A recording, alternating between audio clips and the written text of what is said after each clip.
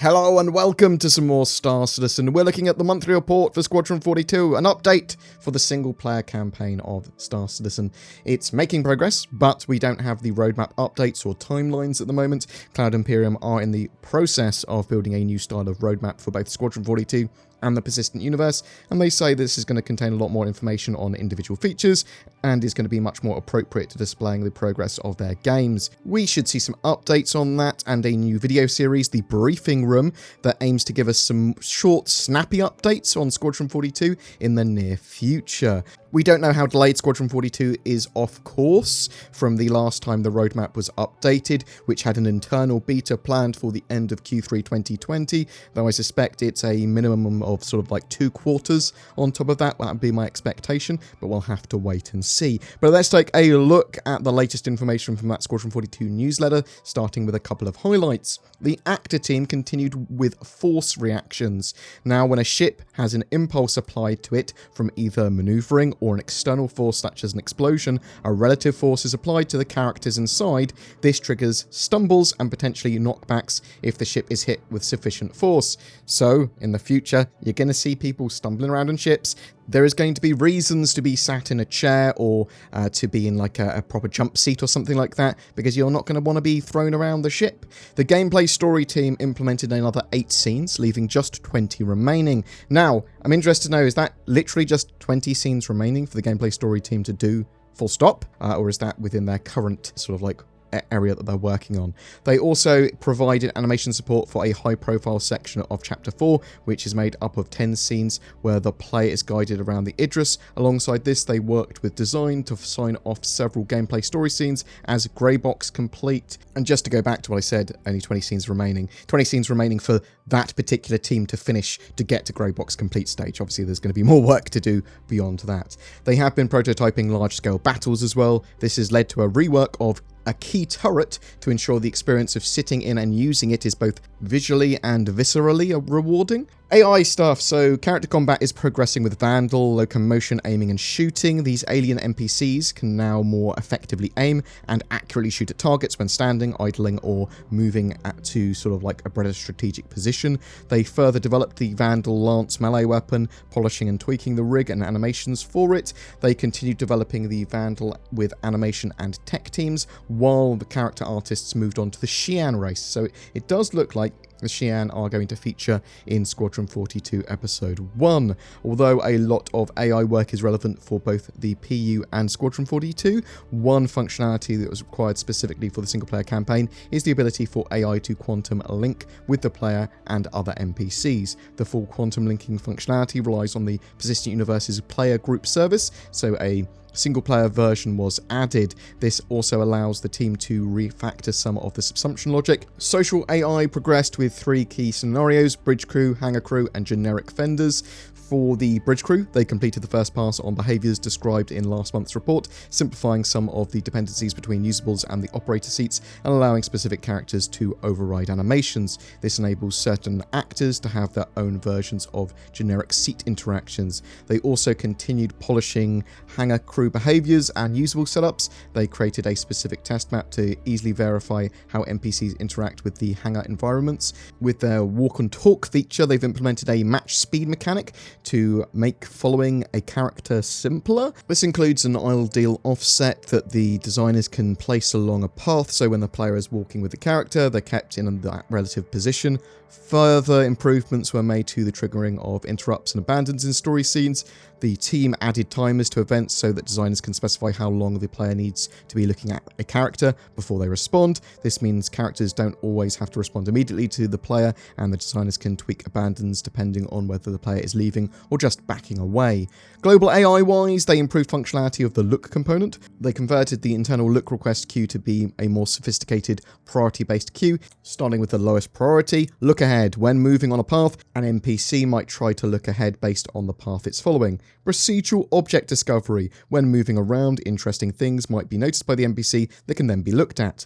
Behavior-driven requests. The behavior can sometimes explicitly request the NPC look at something. Track view. During cutscenes, the designers can override targets based on the scene itself, and synchronization in a Persistent Universe environment. The networked target is used by the NPCs on the clients. They also made several optimizations to collision avoidance and subsumption. The component code was adjusted to better support the updated parallelization and server meshing too. So work continues to be made on server meshing. To what extent server meshing is going to be used exactly for Squadron 42 remains unknown, at least to me. Obviously, server meshing is for the persistent universe mostly. It turns object containers into these sort of like dynamic servers that can then seamlessly share data between each other. Now, is some of that code directly tied into the core of Star Citizen that means that Squadron 42 might need it? That's a possibility. We do know that like server-side object container streaming is needed for Squadron 42 because it acts as both server and client. Let's move on to characters. Hair took up a significant portion of the character team's month, with their biggest challenge being trying to master the extremes of hairstyle ranges. For example, bright blonde and afro-textured hair require slightly different tech than is currently used. This work is necessary as offering this wide spectrum of choice is one of the team's primary goals. To complete hair, the character team also require physics support, as the hair simulation features elements of cloth physics currently scheduled for work later in the project. The character team said, "We want to make sure that when hair does finally get updated, players are rewarded for their weight. We should also start seeing some of the hairstyles trickle into the persistent universe once the majority of Squadron 42 hairstyles are complete." Facial animations progressed for various pilots, the female player character, gunnery officers, and an as yet unannounced character.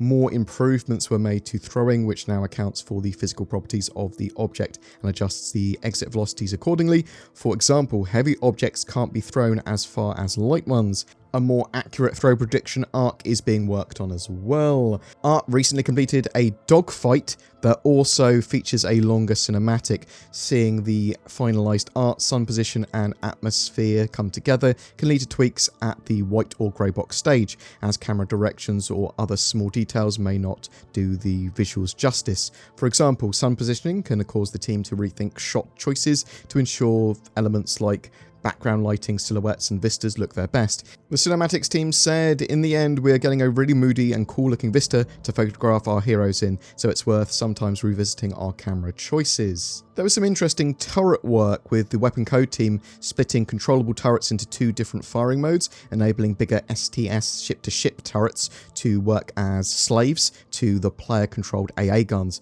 They looked at the camera shake of the prototype and emulated it, and VFX are now looking into hull impact effects, including how to get more impactful lighting and increase projectile size. The narrative team have furthered their ongoing level reviews, with design identifying locations and gameplay scenarios where dialogue adjustments may help with world building and player understanding. As progress is made across the game, it's vital for the team to play, refine and repeat the process.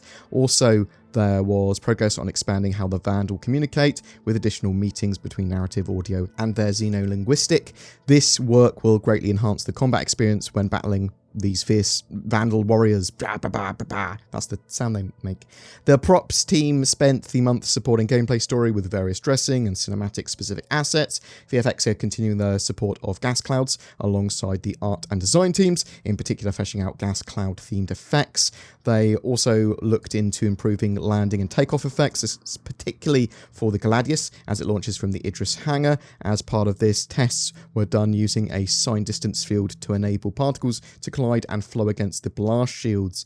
They also began looking to further improve particle lighting, which will also apply to the persistent universe. They added decoupled lighting a while ago, however the underlying lighting model wasn't changed. The old lighting model wasn't physically accurate, energy conserving, and multiplied the lighting up to 6 times brighter than it should have been. This resulted in some particles being much brighter than they should have been. The new lighting model is based on real world values and takes things like diffuse, contribution, absorption and scattering into account to achieve a more balanced result.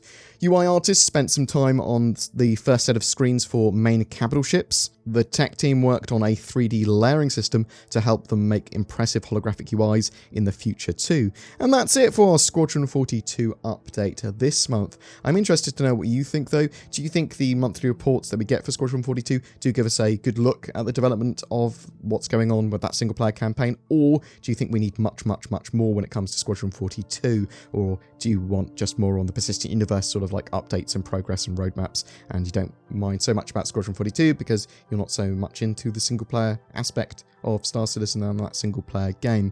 Are you excited for the fact that we might start getting jostled and battered around when in ships if you're not sitting in a seat and you get hit by a missile or get shot a lot or you're flying in atmosphere? How far behind do you think Cloud Imperium are with their Q3 2020 beta sort of target that they had a while ago for Squadron 42 episode 1? And do you think it's a quarter? Do you think it's 2 quarters? Do you think it's a long time? Whatever your thoughts, I'd love to hear from you in the comments below. We have a ship giveaway for August. It's for a Mercury Star Runner, the sort of hybrid data running cargo ship that's supposed to be live and flyable in Alpha 3.11. To be in for a chance of winning that, all you need to do is comment on any of my Star Citizen videos made during August 2020. If you want to further support my channel, then consider becoming a YouTube member via the join button. This will also get you some exclusive content and insight each month. Also, if you're looking for a VPN, I shill for NordVPN. It's a mega affordable and effective solution for added security, privacy, and internet accessibility. Follow the link below in the description for a discount. Thanks for watching, and I hope to see you in the verse.